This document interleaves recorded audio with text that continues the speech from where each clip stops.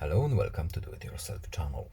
Today I will show you where to find the option and how to disable high contrast theme in Samsung Galaxy S24 Plus phone. So where to look for our high contrast options? First, we need to go to phone settings. Then in settings we're looking for accessibility options menu. Next we need to go to vision enhancements.